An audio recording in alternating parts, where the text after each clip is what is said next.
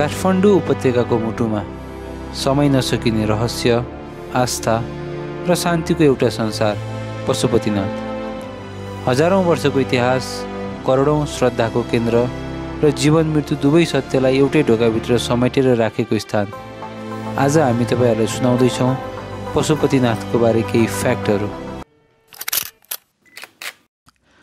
कथा अनुसार भगवान शिव र पार्वती मृग बनेर यहीँको जङ्गलमा बसिरहे। त्यही समयमा जमिनबाट स्वतः शिवलिङ्ग प्रकट भयो। यसैले पशुपतिनाथलाई स्वयम्भू महादेव भनिन्छ। यो कुनै मानिसले बनाएको मूर्ति होइन, प्रकृतिबाट नै उत्पन्न भएको शक्ति स्थान हो। हिन्दू धर्मअनुसार कुकुरलाई भैरवको वाहन मानिन्छ।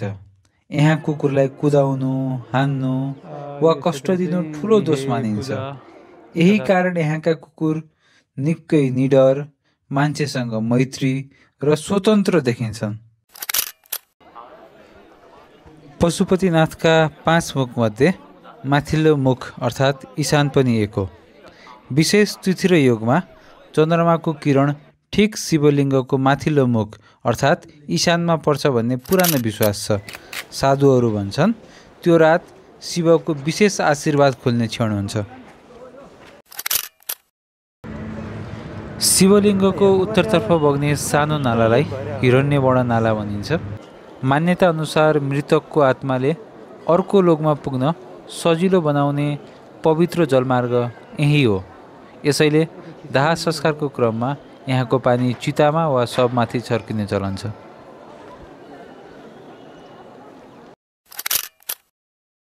पशुपतिनाथ मन्दिरमा आज पनि 2 भिन्न तरिकाले पूजा गर्ने चलन छ, जुन धेरैलाई थाहा नहुन सक्छ। पहिलो विधि भनेको वैदिक विधि हो। यो मन्दिरको नियमित, शास्त्रीय र परम्परागत पूजा विधि हो।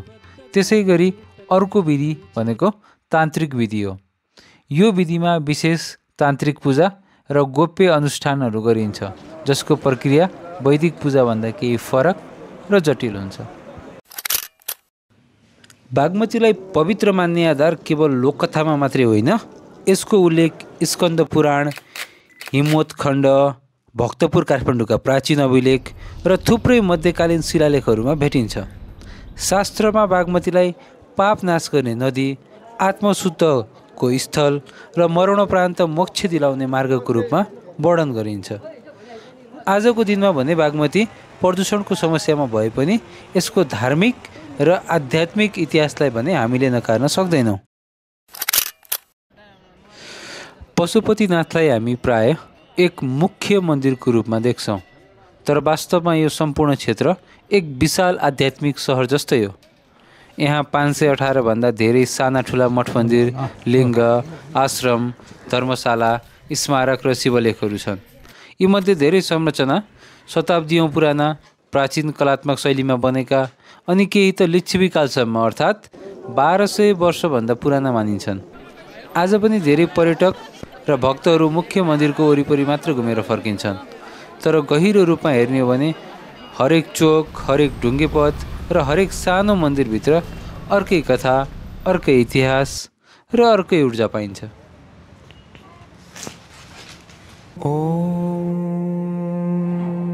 नमः शिवाय।